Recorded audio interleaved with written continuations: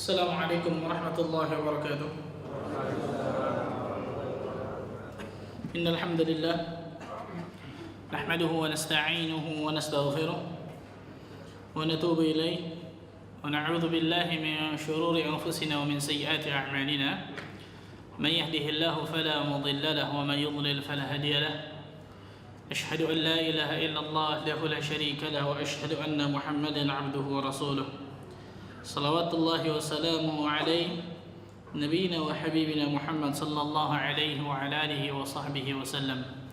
Qala Allah ta'ala fi kitabihil karim, ya ayyuhalladzina amanu taqullaha haqqa tuqatih wa la tamutunna illa wa antum muslimun. Amma ba'd. Ikhwani wa akhwati fid din, rahimani wa rahimakumullah. Ikhwan dan akhwat sekalian, Bapak Ibu sekalian, yang mudah-mudahan Allah tabaraka wa taala berikan keberkahan dalam kehidupannya. Alhamdulillah, kita bersyukur kepada Allah Azza wa Jalla atas segala limpahan karunia, segala limpahan rahmat, atas segala limpahan nikmat, hidayah, inayah yang Allah berikan kepada diri kita, sehingga pada kesempatan yang berbahagia ini kita dapat bersimpuh duduk di salah satu rumah dari rumah-rumah Allah Azza wa Jalla ini guna melanjutkan kajian kita tentang As-Sirah An-Nabawiyah, kajian yang sempat terputus ketika bulan Ramadan. Sebelumnya kita telah bahas tentang apa saja manfaat dan pelajari sirah, ya, betul? Banyak manfaat yang akan kita dapatkan ketika kita mempelajari sirah. Di antaranya kita mengetahui bagaimana kehidupan Nabi Muhammad SAW, bagaimana akhlak beliau, bagaimana ketika wahyu diturunkan kepada beliau, apa saja mukjizat beliau, bagaimana kehidupan sehari-hari beliau, bagaimana para sahabat Nabi radhiyallahu anhum. Kemudian juga diantaranya tidak lain tidak bukan kita pasti akan tambah yakin dengan kebenaran agama Islam ini nantinya, dengan kebenaran agama Islam ini nantinya, dan faedah-faedah yang lain dari mempelajari sirah An-Nabawiyah. Insyaallah taala pada kesempatan yang berbahagia ini kita akan lanjutkan pelajaran tentang As-Sirah An-Nabawiyah. Saya tidak langsung membahas tentang kelahiran Nabi Muhammad, nama beliau dan lain sebagainya, tapi saya mau flashback ke belakang dulu. Kita tarik ke belakang dulu tentang kakek-kakek Nabi Muhammad SAW, yaitu diantaranya tidak lain tidak bukan adalah Nabi Ibrahim alaihissalam. Jadi kita mulai pelajaran sirah nabawiyah kita dari pelajaran kisah Nabi Ibrahim. Ya jelas tidak secara rinci, ya, secara global. Kemudian ketika Nabi Ismail dan lain sebagainya. Untuk apa? Di antara tujuannya adalah agar kita tahu bagaimana jalur nasab Nabi SAW. Di antara juga agar kita tahu bagaimana keadaan bangsa Arab sebelum Nabi SAW dilahirkan, sebelum Nabi SAW diutus menjadi Nabi dan Rasul, dan faedah-faedah yang lain, sehingga kita bisa tahu apa saja yang ilmu-ilmu yang bisa kita ketahui dari As-Sirah An-Nabawiyah ini. Mudah-mudahan Allah Azza wa Jalla berikan taufik kemudahan bagi kita untuk membahasnya. Ikhwani wa akhwati fiddin, rahimani wa rahimakumullah. Salah satu kakek Nabi SAW kita tahu bersama adalah Nabi Ibrahim alaihissalam, yang dijuluki Abul Anbiya, bapaknya para nabi. Kenapa? Karena Rasulullah SAW bersabda dalam hadis yang sahih dari Bukhari, Muslim, al-anbiya wa ikhwatun li'illat wa ummahatuhum syatta wa dinuhum wahid. Al-Anbiya, para nabi itu saudara seayah tapi berbeda ibu, wa dinuhum wahid. Kemudian agama mereka satu, yaitu adalah tauhid Islam. Jadi para nabi maksudnya adalah Abul Anbiya adalah Nabi Ibrahim alaihissalam. Kenapa dinamakan dijuluki oleh Abul Anbiya? Nanti kita akan bahas. Di antaranya tidak lain tidak bukan adalah dari beliau Nabi Ibrahim melahirkan atau keluarlah dua anak, yang dua anak inilah menjadi dua-duanya nabi. Itu kita tahu Nabi Ismail dan juga Nabi Ishak. Dan kata para ulama semua nabi setelahnya itu merujuk pasti kakeknya Nabi Ibrahim alaihissalam. Pasti kakeknya Nabi Ibrahim alaihissalam. Karena itu dijuluki oleh Abul Anbiya. Di antara julukan beliau juga adalah Khalilur Rahman atau Khalilullah, kekasihnya Allah. Hanya dua makhluk di jagat raya ini yang mendapatkan gelar ini, ikhwan. Enggak ada yang lebih. Hanya dua makhluk. Yang pertama Nabi Ibrahim alaihissalam, yang kedua Nabi Muhammad sallallahu alaihi wasallam. Kalau kita baca bagaimana sirah Nabi Ibrahim alaihissalam, kita akan tahu kenapa beliau dijuluki Khalilur Rahman, kekasihnya Allah subhanallah. Di dalam bahasa Arab, kata-kata kekasih itu ada berapa tingkatan, banyak luar biasa. Dan yang paling tinggi, tingkatan paling tinggi Khalil atau Khullah, kekasih. Sama bahasa Indonesia semuanya sama ya, kekasih yang dicintai. Tapi dalam bahasa Arab ada banyak tingkatannya. Ada Habib dan lain sebagainya. Tapi yang paling tinggi Khullah atau Khalil. Khalilullah atau Khalilur Rahman. Itu Nabi Ibrahim dan juga Nabi Muhammad alaihi wassalatu wassalam. Nabi Ibrahim juga dijuluki apa? Bapaknya tauhid. Bapaknya tauhid. Nanti kita akan bahas bagaimana patuhnya beliau kepada Allah Azza wa Jalla. Tidak ada ketika Allah Azza wa Jalla mengatakan enggak ada cerita B dan C, enggak ada. Langsung iya. Walaupun itu berat bagi dirinya. Kalau kita diberikan seperti itu subhanallah, belum tentu kita bisa ya kawan. Dan itu banyak dari julukan Nabi Ibrahim alaihi wassalatu wassalam. Kita akan bahas beberapa pada kesempatan hari ini, paling tidak tentang masalah air Zam-Zam, bagaimana air Zam-Zam itu keluar, kemudian pembangunan Ka'bah, kemudian juga masuk juga di dalamnya bagaimana perintah haji. Awalnya Nabi Ibrahim disuruh perintah untuk kepada manusia untuk mengumumkan masalah haji dan lain sebagainya. Ikhwan fillah, a'azakumullah. Nabi Ibrahim alaihissalam mempunyai 2 orang istri. Yang pertama namanya siapa? Sarah, yang kedua namanya Hajar. Ibunya Ismail namanya siapa? Bingung kan antum insyaallah kan? Pelajaran SD antum nih insyaallah nih. Ibunya Nabi Ismail namanya siapa? Hajar, bukan Sarah. Kalau Sarah ibunya Nabi Ishaq. Sarah terkenal dengan kecantikannya dan kemuliaannya yang sangat masyhur luar biasa.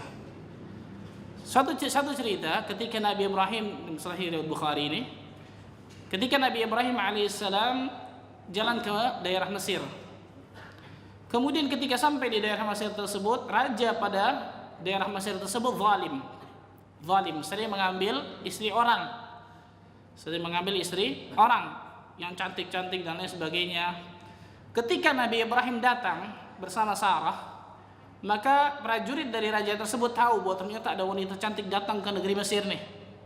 Maka Nabi Ibrahim ditanya oleh prajurit tersebut, siapa ini? Nah subhanallah, perhatikan ini, siapa ini? Maka Nabi Ibrahim mengatakan, ini saudariku atau saudara perempuanku, saudariku. Di sini tauriyah kata para ulama. Apa itu tauriyah?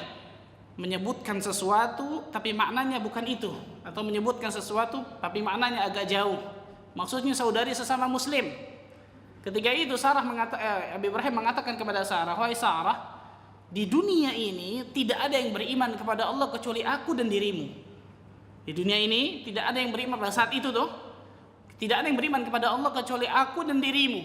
Jadi aku akan mengatakan kepada raja tersebut, engkau adalah saudariku, maka engkau jangan menyangkalku. Maksudnya adalah saudari sama muslim gitu.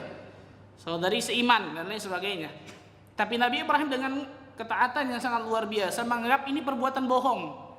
Sehingga disebutkan dalam hadis terkenal dengan hadis syafaatul kubra atau syafaatul uzma, ketika manusia di padang mahsyar dikumpulkan dengan keadaan yang luar biasa mencekamnya, maka mereka datang ke para nabi. Di antara nabi Adam yang pertama, wahai Adam, engkau adalah Abul Bashar, bapaknya kita semua nih. Maka mintalah kepada Allah Azza wa Jalla akan memberikan keputusan kepada kita padang mahsyar ini nih. Maka Nabi Adam mengatakan, Allah Azza wa Jalla tidak pernah murka kecuali murka pada hari ini yang sangat luar biasa. Maka nafsi sendiri, diriku dan diriku. Maka orang datang kepada Nabi Nuh, engkau adalah Nabi Rasul pertama yang Allah utus, maka mintalah kepada Allah agar memberikan keputusan kepada kami. Kemudian datang kepada Ibrahim, datang kepada Isa, datang kepada terus ujung-ujung baru datang kepada Nabi Muhammad SAW, baru beliau mengatakan, "Na'am, itu milikku." Kemudian Rasulullah SAW sujud di bawah arasy-Nya Allah. Maka Allah Azza wa Jalla mengatakan, "Irfa' ra'sak ya Muhammad, angkat kepalamu, washfa' tushaffa', berikan syafaat siapa yang engkau inginkan. Was'al ma tu'ta, apa yang engkau inginkan akan aku beri," kata Allah. Ini secara ringkas hadis tersebut. Syahid dari bahasan kita adalah ketika orang-orang datang ke Nabi Ibrahim alaihissalam, kemudian Nabi Ibrahim mengatakan tidak bisa. Allah Azza wa Jalla murka pada hari ini, tidak pernah murka kecuali dengan murka yang hari ini, dan tidak pernah murka lagi setelahnya. Maka Ibrahim mengatakan, aku tidak bisa menolong kalian karena aku mempunyai dosa. Tiga dosa apa? 3 kali berbohong. dalam sebelah hadis disebutkan itu 3 kali berbohong. Yang pertama ketika mengatakan inni saqim, aku sakit. Ketika kaumnya mengajak Nabi Ibrahim untuk menyembah berhala, maka Ibrahim mengatakan aku apa? Sakit. Ini pun tauriah kata para ulama, maksudnya sakit bukan secara jasad tapi secara rohani, secara jiwanya, karena dia sedang mencari Tuhan pada saat itu gitu. Hatinya sakit dan lain sebagainya. Kemudian yang kedua ini nih, tentang masalah ini nih. Ketika aku mengatakan Sarah adalah saudariku, ini pun maksudnya pada hakikatnya adalah saudari seiman. Kemudian yang ketiga apa? Ada yang tahu? Apa? Patung, betul. Ketika menghancurkan patung, kemudian apa? Ampak tersebut dikalungkan ke berhala yang paling besar. Ketika ditanya oleh ayahnya siapa yang menghancurkannya, itu ampaknya di sana. Berarti dia yang menghancurkannya. Itu ketika 3 bohong ini yang kata Ibrahim, aku tidak bisa menolong kalian. Syahid bahasan kita itu. Kita kembali ke sisa tadi. Ibrahim mengatakan ini saudariku, tapi karena kecantikan syarah yang sangat luar biasa, maka tetap beliau diambil. Jadi diambil Raja Mesir tersebut sampai ke istananya. Maka Raja Mesir tersebut terkagum-kagum dengan kecantikan Sarah, maka dia ingin menjamahnya, ingin menyentuhnya, memegang dan sebagainya. Maka Sarah berdoa kepada Allah. Lihat ini orang salihah, subhanallah, salihah, istri, suami dan istri. Ketika Sarah berdoa kepada Allah agar dilepaskan dari kezaliman raja tersebut, tiba-tiba raja tersebut lumpuh. Riwayat mengatakan tiba-tiba ketika ingin mendekati raja tersebut, tiba-tiba tersungkur lututnya, kemudian nggak bisa bergerak tubuhnya sama sekali. Riwayat lain mengatakan langsung stroke setengah dan lain sebagainya. Kemudian raja itu mengatakan, apa yang kau lakukan kepada diriku? Aku hanya berdoa kepada Tuhanku agar aku terlepas dari kezaliman dirimu. Maka raja itu mengatakan, kembalilah berdoa kepada Tuhanmu agar Tuhanmu tersebut menyembuhkan diriku. Maka Sarah berdoa kepada Allah agar raja tersebut sembuh, maka Allah berikan kesembuhan. Ternyata bandel dia raja, masya Allah. Ingin menyentuh lagi, ingin menjamah Sarah lagi, maka Sarah doa lagi kepada Allah, lumpuh lagi. Sampai ketiga kalinya seperti itu tuh, lumpuh disembuhkan 3 kali. Terakhir raja ini mengatakan, wahai Sarah, maka berdoalah kepada Tuhanmu, aku akan berjanji di hadapan semua ini aku tidak akan menyelisihi janjiku.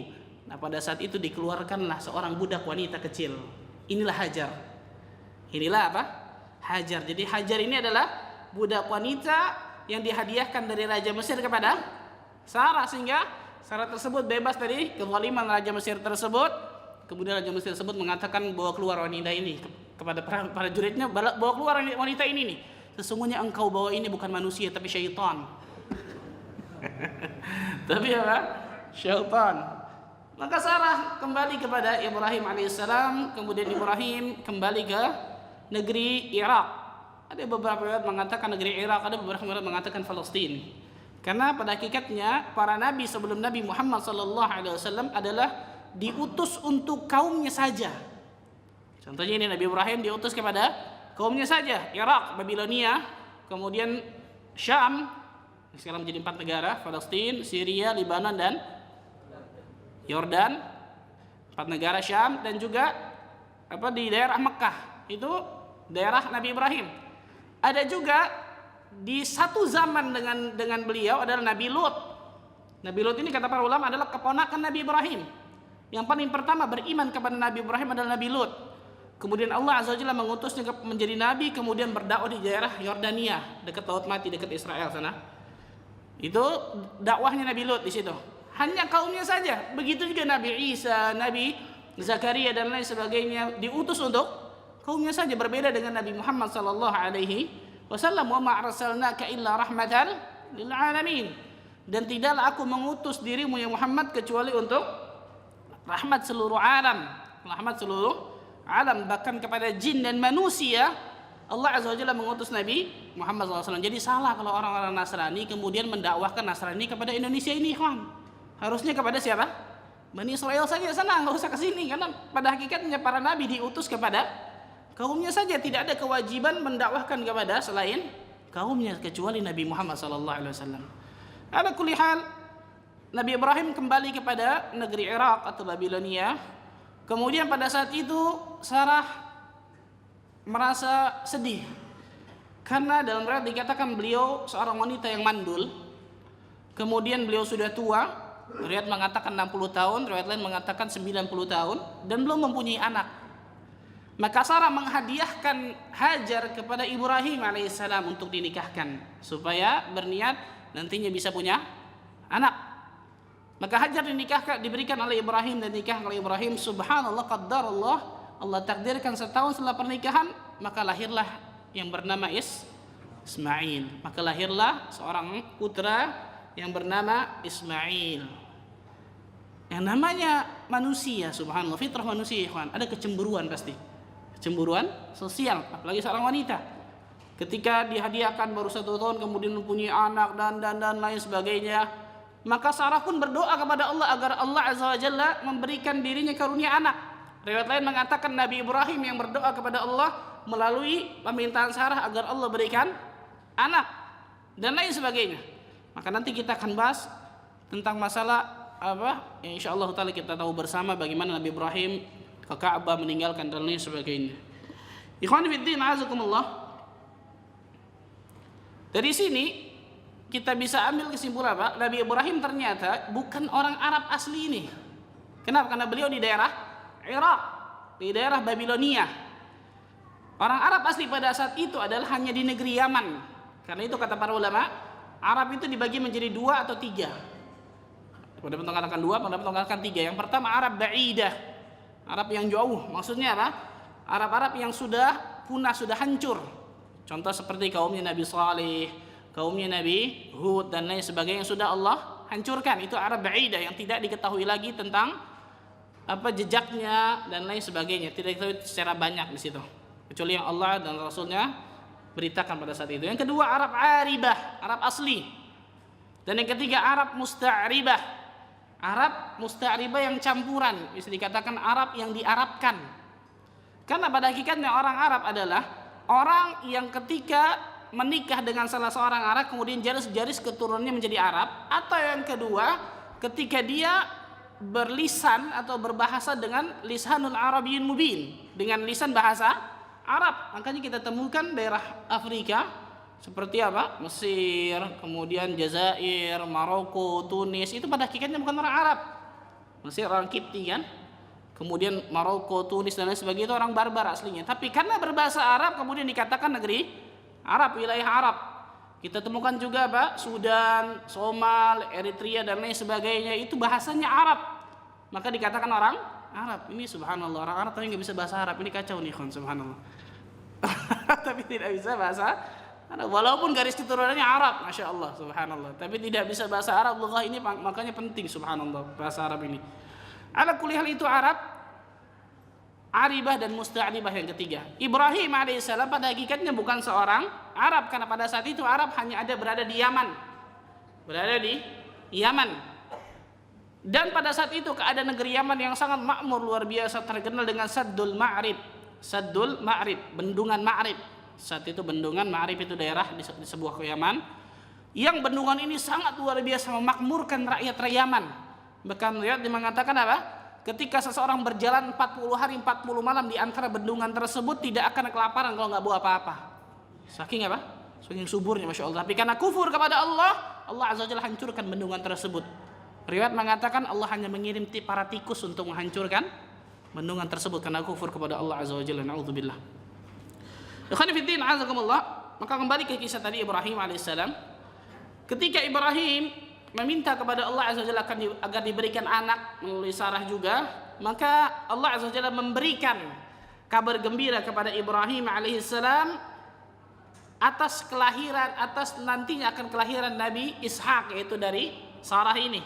Allah Azza wa Jalla menyebutkan dalam surah Az-Zariyat surah ke-51 ayat ke-24 sampai ke-30 cerita tentang malaikat yang datang ke Nabi Ibrahim, singgah ke Nabi Ibrahim, yang pada hakikatnya malaikat tersebut diutus oleh Allah ke kaum Nabi Lut. Ini yang saya katakan tadi nih.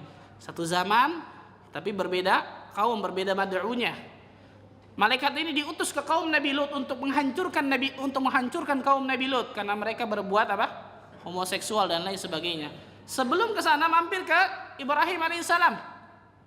Disebutkan dalam surah Az-Zariyat 24 sampai 30. Allah berfirman, "Hal ataka hadithu dhaifi Ibrahim al-mukramin?" Sudahkah sampai kepadamu ya Muhammad cerita tamu Ibrahim, maksudnya malaikat-malaikat yang dimuliakan, mukramin. Idh dakhalu alaihi faqalu salama, qala salamun qaumun munkarun. Ingatlah ketika mereka masuk ke tempatnya lalu mengucapkan salam, keselamatan bagimu wahai Ibrahim. Maka Ibrahim menjawab, salamun, keselamatan juga bagi kalian. Mereka itu orang-orang yang belum dikenal, jadi nggak dikenal siapa orang ini nih di daerah Ibrahim, nggak dikenal. Faragha ila ahli faja'a bi'ijlin samim. Maka diam-diam Ibrahim pergi menemui keluarganya, kemudian dibawanya daging anak sapi yang gemuk yang dibakar. Jadi Ibrahim alaihissalam ketika datang tamu, kemudian beliau menyambutnya, datang masuk ke rumahnya, kemudian beliau ke belakang menemui istrinya, kemudian menyuruh untuk, ini diantara hebatnya ikramud dhaif, ikhwan, memuliakan tamu. Ibrahim alaihissalam membawa anak sapi yang gemuk untuk dihadirkan kepada tamu-tamunya tersebut yang dibakar. Anak sapi yang gemuk dibakar, dihadirkan kepada tamu-tamunya tersebut. Faqarrabahu ilaihim faqala ala ta'kulun. Lalu dihidangkannya kepada mereka, tetapi mereka tidak mau makan. Ibrahim mengatakan, ala ta'kulun, mengapa kalian tidak makan? Fa'awjasa minhum khifah qalu la takhaf fabashsharuhu bighulamin alim. Maka dia Ibrahim merasa takut terhadap mereka, karena riwayat mengatakan, ulama tafsir mengatakan anak orang-orang ini tidak mau makan. Riwayat lain mengatakan ketika orang-orang ini makan, kemudian tangan mereka menembus ke daging tersebut. Ada beberapa riwayat ulama tafsir tentang masalah ini. Kemudian dia mengatakan, malaikat itu mengatakan, la takhaf, jangan kamu takut, jangan kamu takut. Fabashsharuhu bighulamin alim. Dan mereka memberi kabar gembira kepadanya dengan kelahiran seorang anak yang alim, maksudnya adalah Nabi Ishaq. فأقبلت امرأته في صرة فسقت وجهها وقالت عجوز عقيم. Kemudian istrinya datang memekik, tercengang, maksudnya Sarah, lalu menepuk wajahnya sendiri seraya berkata, aku ini seorang perempuan yang tua lagi mandul. Seorang yang tua lagi, saking apa? Gembiranya pada saat itu. Jadi subhanallah, perhatikan ini ikhwan, tidak ada yang tidak mungkin bagi Allah azza wajalla ikhwan. Tidak ada yang tidak mungkin bagi Allah. Sudah tua, riwayat mengatakan 60 tahun dan mandul, Allah azza wajalla berikan anak pada saat itu.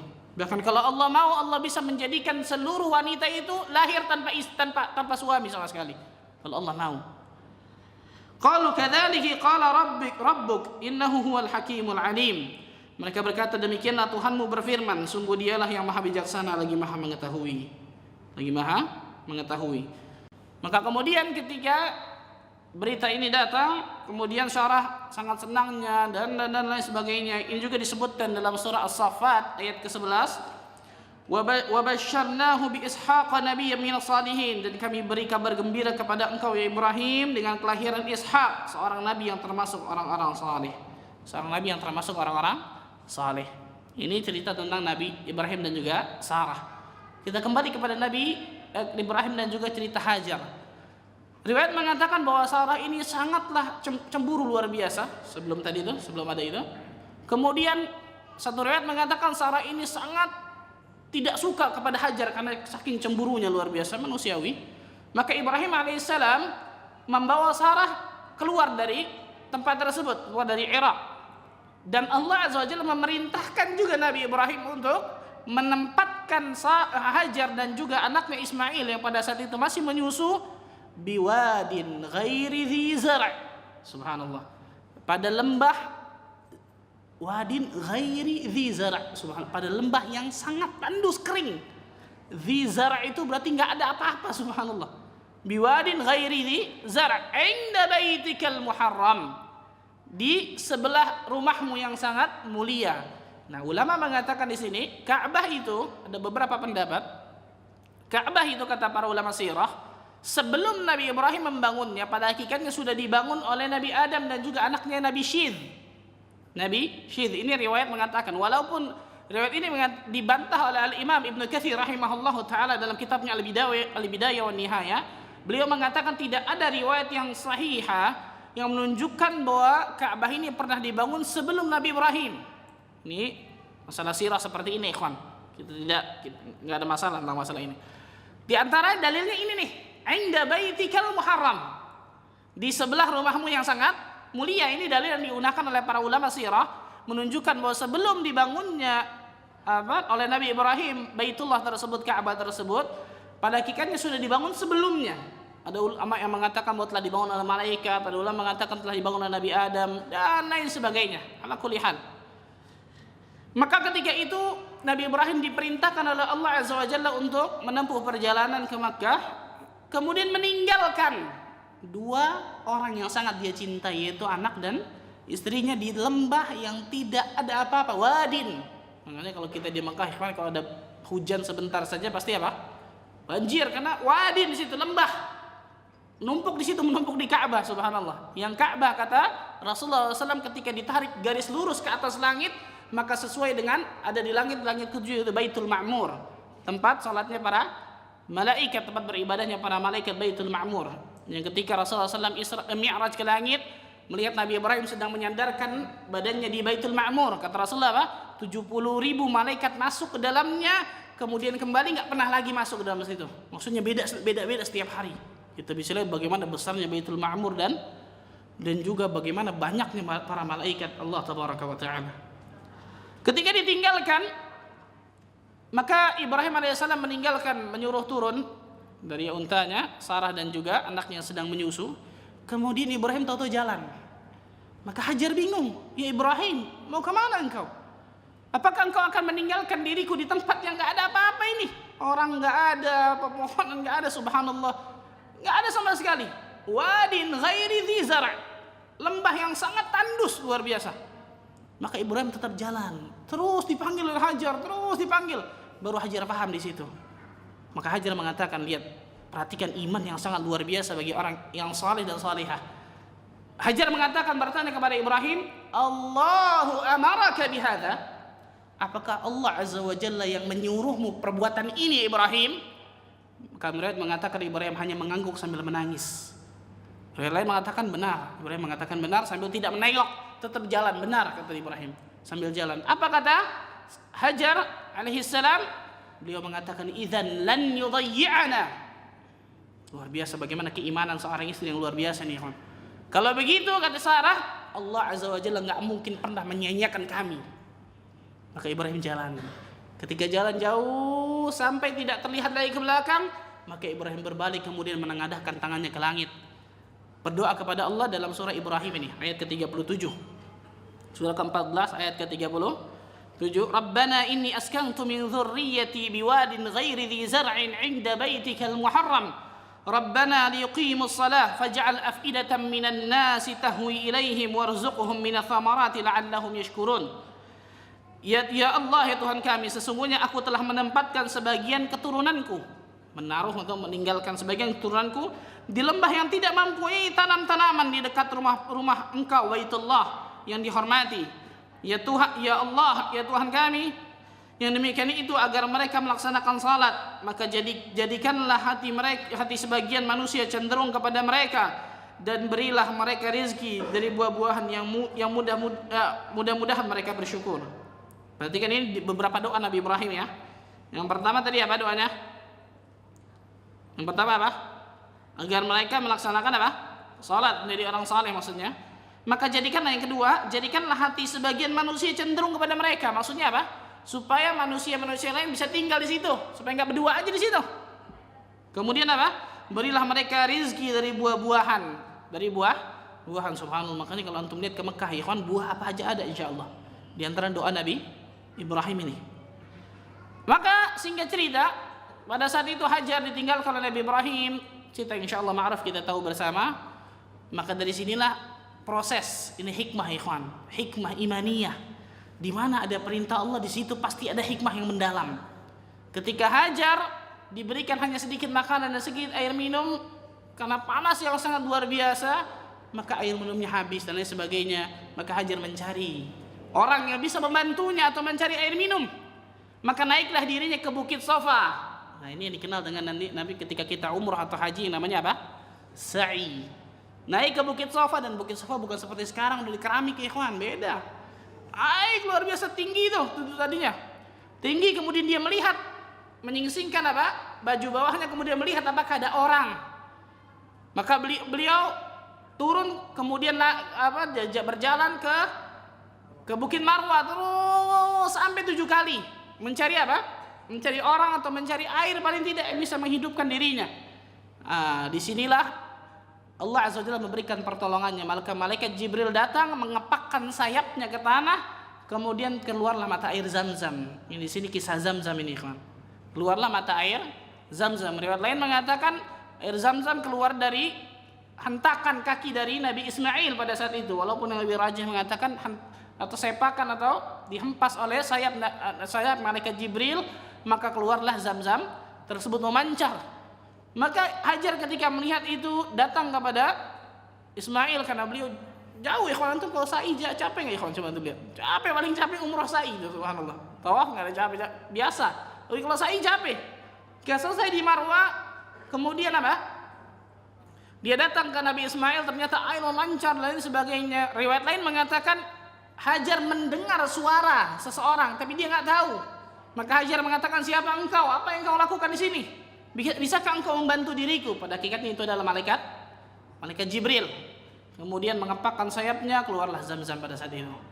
Maka Hajar membuat sebuah sebuah apa? Seperti apa? Bendungan kecil lah, gundukan tanah, supaya tidak apa? Habis, karena ini padang pasir. Airnya terus keluar, habis kan? Apa kata Rasulullah SAW hadis yang sahih Bukhari Muslim?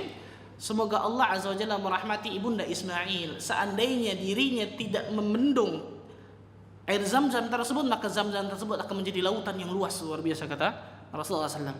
Maka beliau bendung sedikit, keluar terus air Zam-Zam tersebut. Dari situlah mulai kehidupan beliau, Hajar dan juga Ismail mulai dan lain sebagainya. Dan pada saat itu doa Nabi Ibrahim pun langsung diijabah oleh Allah. Kita tahu tadi, kita tarik bersama, salah satu-satunya Arab yang tinggal di muka bumi itu adalah di negeri Yaman. Ketika Saddul Ma'rib hancur, bendungan Ma'rib itu hancur, Allah hancurkan karena kufur kepada Allah, maka penduduk Yaman ini banyak yang rihlah, banyak yang mencari tempat yang lebih subur. Di antara mereka ada suku Jurhum. Ini suku yang terkenal, Masya Allah. Di antara mereka ada suku Jurhum yang ingin datang ke negeri Syam. Ingin datang ke negeri Syam. Kalau antum lihat di peta, ini Hijaz, daerah Mekah, Madinah dan sebagainya. Yaman itu di bawahnya, daerah selatan. Dan Syam itu di atas tersebut. Maka ketika melewati dari Yaman, pasti melewati daerah Mekah, dari Hijaz. Dan mereka, riwayat mengatakan mereka melewat pesisir dari Laut Merah, di mana tempat Firaun ditenggelamkan, agar bisa mereka hidup, mengambil ikan dan lain sebagainya. Kemudian ketika mendekati Mekah, mereka tahu ini Baitul Muharram. Mereka di situ tahu ternyata ada Mekah, lembah dan lain sebagainya. Zaman dulu ketika ada burung berkeliaran di atas, mutar, itu pasti di bawahnya ada air berarti. Ketika suku Jurhum ini lewat, maka melihat dari jauh ada kawanan burung yang mengitari daerah Mekah tersebut, lembah tersebut, banyak, luar biasa. Maka mereka mengatakan ini pasti ada air ini. Mereka mengutus 2-3 orang ke lembah tersebut. Mereka mendapati 2 orang, itu Hajar dan juga Ismail. Lihat ini, dzu khuluq, seorang yang akhlak yang sangat luar biasa di negeri Yaman. Makanya Rasulullah SAW mengatakan apa? Ja'akum ahlul Yaman araqqu quluban wa alyanu afidatan. Akan datang kepada kalian itu ahlul Yaman, orang-orang dari negeri Yaman. Araqqu quluban wa alyanu afidatan. Orang-orang yang sangat lembut hatinya, orang-orang yang sangat peka hatinya, subhanallah. Ketika 2-3 orang ini datang kepada Nabi Ismail dan juga Hajar, mereka mengatakan kepada Hajar, bolehkah kami tinggal di sini sehingga kami bisa mendapatkan air? Lihat, mereka nggak rampas, ikhwan ya. Mereka meminta izin. Lihat akhlak yang sangat luar biasa. Akhlaknya sangat luar biasa. Bolehkah kami tinggal di sini? Riwayat lain mengatakan, bolehkah kami tinggal di sini sehingga kami bisa memberikan upeti kepada engkau? Maka Hajar mengatakan, boleh, silakan, tapi engkau tidak ada hak atas air ini, kata Hajar. Tidak ada hak dari air Zam-Zam ini maksudnya. Maka mereka kembali kepada suku mereka, datanglah suku Jurhum ke situ, kembali ke negeri Yaman, balik bahwasanya ada air banyak dan lain sebagainya. Subhanallah. Makanya Allah katakan apa? Wa ja'alna minal ma'i kulli syai'in hayy. Allah jadikan dari air itu setiap apa? Ada kehidupan. Ada kehidupan. Maka ketika suku Jurhum tinggal di situ, kemudian kehidupan berjalan, Sarah dengan Ismail, suku Jurhum bikin rumah dan lain sebagainya, cerita singkatnya. Maka menjadi besarlah Nabi Ismail alaihissalam. Kemudian menikah kepada salah seorang anak dari suku Jurhum. Ada mengatakan bahwa menikah dari kepala anak suku Jurhum ketika beliau beranjak dewasa. Maka Nabi Ibrahim alaihissalam datang, Allah perintahkan, karena beliau nunggu wahyu, ikhwan ya. Karena kan ditinggalkan nunggu wahyu baru balik gitu. So, riwayat Bukhari mengatakan Ibrahim alaihissalam datang kepada Ismail, dan ketika sampai ke rumah Nabi Ismail tersebut tidak didapati anaknya, tidak didapati Nabi Ismail. Kemudian beliau tanya kepada wanita tersebut, bagaimana kehidupanmu dengan Ismail? Maka wanita ini keluarnya semua keluh kesah, ini itu kurang, ini macam-macam. Perhatikan ini para wanita, subhanallah. Apa kata Nabi Ibrahim alaihissalam? Tolong beritahu kepada Ismail, tadi ada orang datang dan sebagainya, dan agar mengganti palang pintu rumahnya. Riwayat mengatakan Nabi Ismail alaihissalam telah diangkat menjadi nabi pada saat itu. Nah, ini pentingnya ikhwan, para nabi, bahasa nabi yang memahami nabi juga. Bahasa nabi yang memahami apa? Nabi juga. Riwayat mengatakan Nabi Ismail telah diangkat menjadi nabi juga. Ibrahim jalan, tidak lama kemudian Ismail datang ke rumahnya. Ismail mengatakan, apakah ada orang tadi yang datang? Betul, kata istrinya. Siapa? Disebutkan ciri-ciri seperti ini. Ismail tahu bahwa itu ayahnya Ibrahim. Apa pesannya? Subhanallah, Nabi kan. Apa pesannya? Dia berpesan, laki-laki tua itu berpesan agar mengganti palang pintu rumahnya. Dia nggak tahu suruh ceraiin nih, kan. Agar mengganti apa? Mengganti palang pintu rumahnya. Oh, taib. Kata Ismail, maka istrinya tersebut dikembalikan kepada rumahnya. Tadi adalah ayahku Ibrahim yang menyuruh untuk menceraikan dirimu, maka aku kembalikan dirimu ke orang tuamu. Tidak lama kemudian Ismail menikah lagi dengan seorang wanita dari salah seorang anak suku Jurhum tersebut. Kemudian Ibrahim datang lagi. Dia mengatakan Ibrahim datang lagi, kemudian tidak bertemu Ismail, bertemu dengan istrinya, kemudian bertanya kepada istrinya, bagaimana kehidupanmu? Semuanya yang keluar adalah kebahagiaan, bersyukur kepada Allah, subhanallah. Ini pentingnya nih, subhanallah, ikhwan. Pelajaran bagi diri kita semua, terutama bagi para akhwat, jika ingin mendapatkan surga Allah tabaraka wa taala, bersyukur kepada Allah. Bersyukur akan pemberian suami. Rasulullah SAW mengatakan apa? Ra'aitun nar, aku melihat neraka, dan kebanyakan di neraka adalah apa? Para wanita. Maaf ibu, saya harus bacakan hadis ini. Kenapa? Para sahabat bertanya kepada Rasulullah, ya Rasulullah, apakah mereka kufur kepada Allah dan Rasulnya? Tidak, kata Rasulullah. Walakin yakfurnal ashir wa yakfurnal ihsan. Akan tetapi mereka mengkufuri kebaikan yang suaminya berikan kepadanya. Allahu Akbar. Ini ternyata penyebab terbesar yang menjadikan seorang wanita masuk ke neraka Allah tabaraka wa taala. Ibrahim alaihissalam datang kepada istri Ismail tersebut, mengatakan baik, bersyukur, masya Allah. Maka Ibrahim memberikan pesan kepada wanita tersebut, ketika suamimu datang nanti, maka tolong beritahukan bahwa tetapkan, jangan engkau ganti palang pintu rumahmu ini. Tidak lama Ismail datang, disebutkan ciri-ciri orang tersebut dan lain sebagainya. Apa pesannya? Agar dia menetapkan tidak mengganti palang pintu rumahnya. Maka Ismail mengatakan, itu adalah ayahku Ibrahim yang menyuruh diriku untuk menetapkan dirimu, jangan dicerai, karena termasuk ini wanita yang salihah. Ala kulli hal, itu kisah tentang Nabi Ibrahim dan Ismail. Tidak lama kemudian Ibrahim datang lagi. Kemudian bertemulah dengan Nabi Ismail. Ismail pada saat itu berada di balik pohon sedang meraut anak panah. Maka ketika melihat ayahnya ketika Ismail melihat ayah Ibrahim, maka dengan penuh sukacita, masya Allah, beliau memeluk, menyambut ayahnya tersebut dengan senang dan lain sebagainya.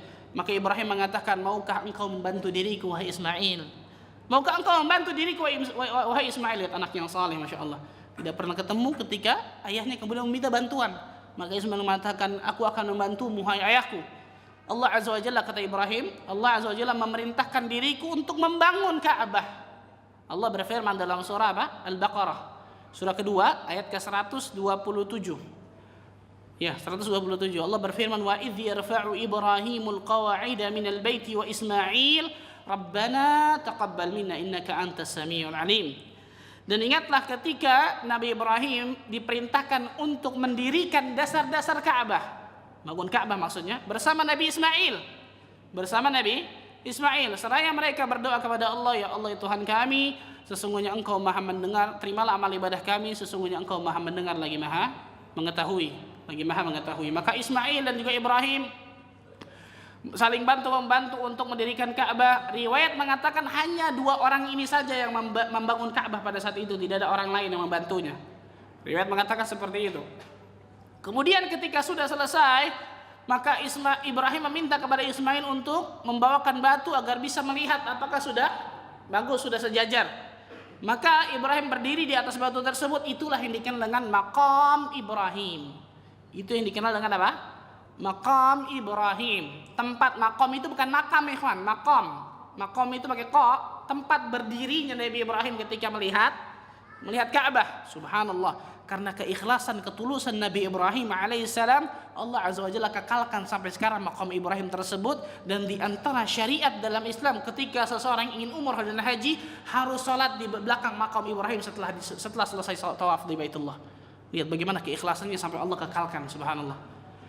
Kemudian Syekh, sebelum saya lanjutkan, ada fawaid dari ayat tadi itu, Al-Baqarah 127. Syekh Abdul Aziz bin Abdullah bin Baz, ketika beliau menafsirkan ayat ini nih, Al-Baqarah 127, beliau menangis dengan sangat luar biasa, hampir 10 menit lamanya.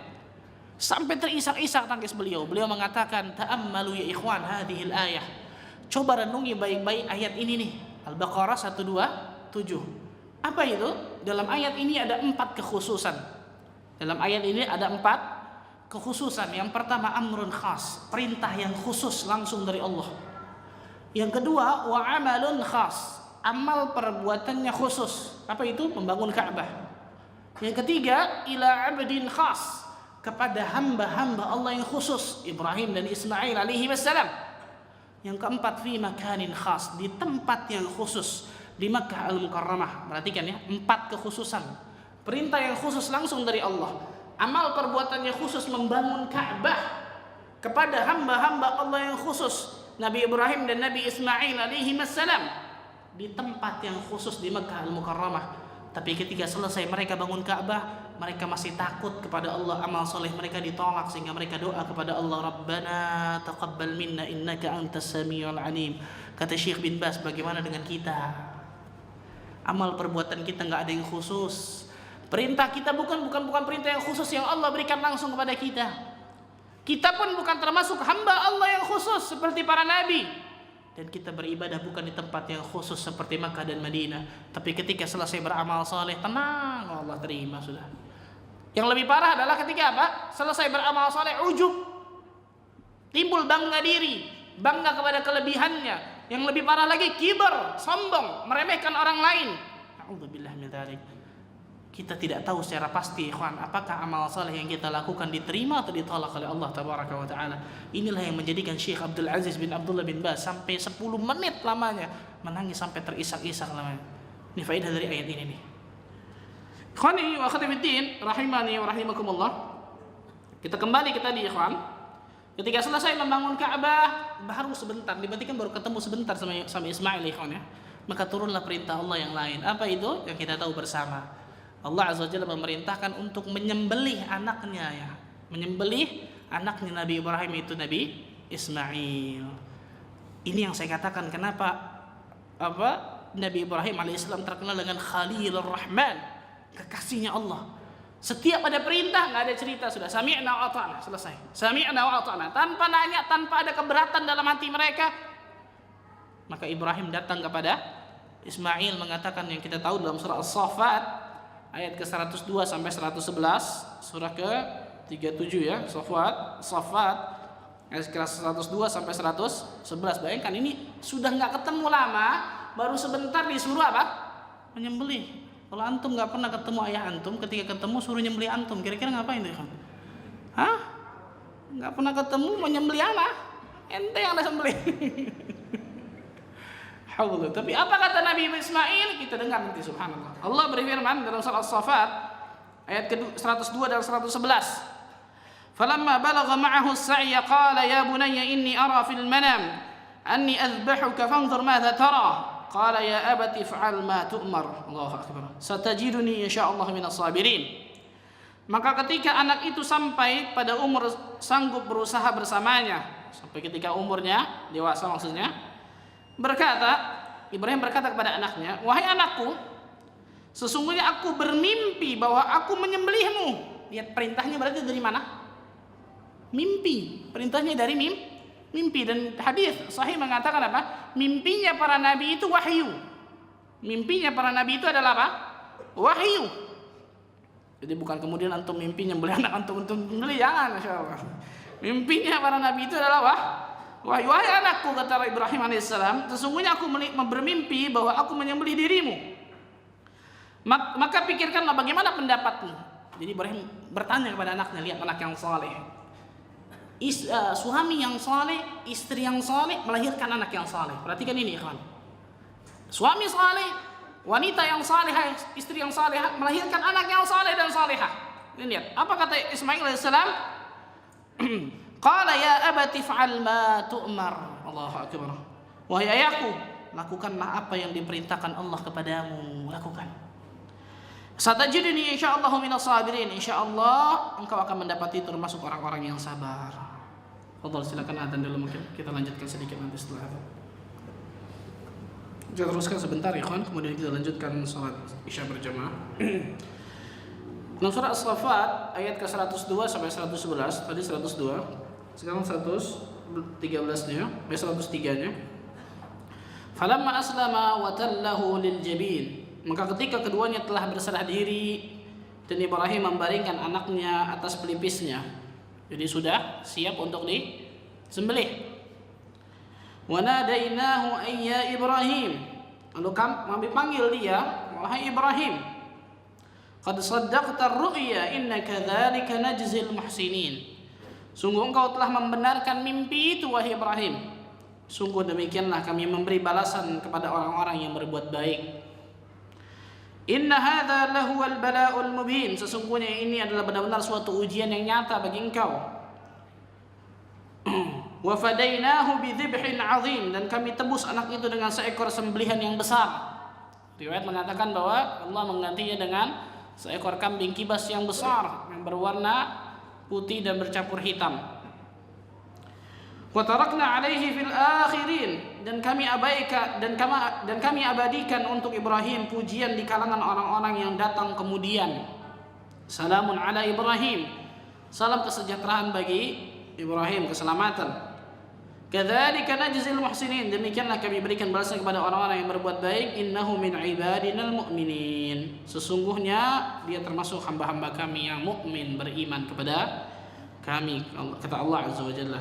Ayat ini menunjukkan tentang bagaimana kisah penyembelihan Nabi Ibrahim dan juga Ismail. Kisah penyembelihan bagaimana Nabi Ismail disembelih oleh ayahnya, kemudian Allah azza wa jalla menggantinya dengan sembelihan yang besar, maksudnya adalah kambing kibas yang sangat besar dan lain sebagainya. Ulama mengatakan di antara hikmah imaniyah dari perbuatan ini atau dari kejadian ini nih, dan kejadian-kejadian sebelumnya seperti Hajar berkeliling 7 kali melakukan sa'i, kemudian ini nih, kemudian nanti tentang masalah jumrah, karena saya lupa sebutkan tadi. Ketika Nabi Ibrahim ingin membaringkan Ismail, maka syaitan datang kepada Ibrahim, Ismail dan juga Hajar, membisikkan kepada mereka bertiga agar apa? Supaya tidak jadi. Maka Ibrahim lemparnya dengan batu kecil. Maka dari sini nanti ketika ibadah haji diwajibkan untuk melakukan apa? Lempar jumrah ula, wusta dan aqabah, yang besar dan sebagainya. Dan batunya kecil-kecil ya kawan, hanya seujung, jadi kerikil ini saja. Nah, banyak orang ketika haji, wah ini baca setan, wah setan lu, ini ngaco nih, nggak benar nih. Akhirnya dari sana ntar kena ke orang, soalnya balik lagi sini, ini nggak benar, hanya kecil saja. Itu diantara hikmah kata para ulama dari jumrah aqabah tersebut. Kata para ulama, hikmah imaniyahnya adalah dari Hajar, Ibrahim dan sebagainya. Setiap manusia yang melakukan ritual ibadah haji ataupun kurban, contohnya ini, maka Ibrahim, Ismail dan juga Hajar panen pahala, mendapatkan pahalanya. Karena mulai dari mereka bertiga ya, hikmahnya. Dan mereka bertiga ketika mereka menuruti perintah Allah, pasti hikmahnya besar. Di antaranya hikmah imaniyahnya kata para ulama adalah mereka mendapatkan pahala terus menerus ketika orang-orang melakukan ibadah haji, kurban dan lain sebagainya. Kemudian setelah itu turun terakhir pembahasan kita pada hari ini, yaitu turun perintah Allah memberikan perintah kepada Nabi Ibrahim untuk menyuruh manusia untuk pergi haji. Dalam surah Al-Hajj ayat ke-27, wa'adzin fin nasi bil hajji ya'tuka rijalan wa 'ala kulli dhamirin ya'tina min kulli fajjin 'amiq. Dan serulah manusia untuk mengerjakan ibadah haji, niscaya mereka akan datang kepadamu dengan berjalan kaki atau mengendarai setiap unta yang kurus. Mereka datang dari segenap penjuru yang jauh. Kenapa untanya kurus? Jauh, Masya Allah. Nggak kayak sekarang antum 11 jam, 12 jam nyampe Masya Allah di Mekah. Zaman dulu apa? Berbulan-bulan dan lain sebagainya, Masya Allah. Ibrahim diperintahkan oleh Allah Azza wa Jalla. Riwayat mengatakan bahwa Ibrahim diperintahkan untuk menyeru dengan langsung gitu. Maka Ibrahim naik ke sebuah bukit, sebuah gunung. Riwayat mengatakan Jabal Rahmah, tapi dhaif riwayatnya. Kemudian mengatakan haji kepada manusia maksudnya. Maka Allah Azza wa Jalla menyebarkan perkataan Ibrahim ini kepada seluruh penjuru dunia, sehingga penjuru dunia datang untuk melakukan ibadah haji. Yang ritualnya ada di dalam suhuf Ibrahim, kata para ulama. Ada dalam suhuf Ibrahim. Nah, kali ini pada kesempatan ini kita akan bahas sampai sini saja. Insyaallah taala kita kedepannya akan bahas tentang bagaimana di negeri Arab itu kenapa ada orang Arab yang beragama Yahudi dan Nasrani. Bagaimana masuknya nih?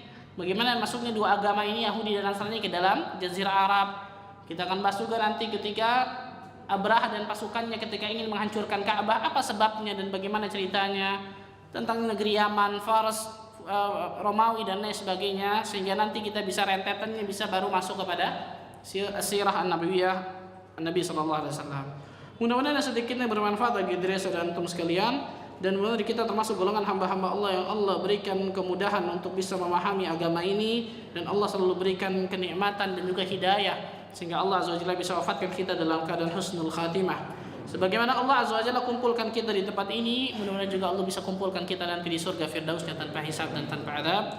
Allahumma amin rabbal alamin. Subhanakallah bihamdika asyhadu an la ilaha illa anta astaghfiruka wa atubu ilaik. Wassalamu alaikum warahmatullahi wabarakatuh.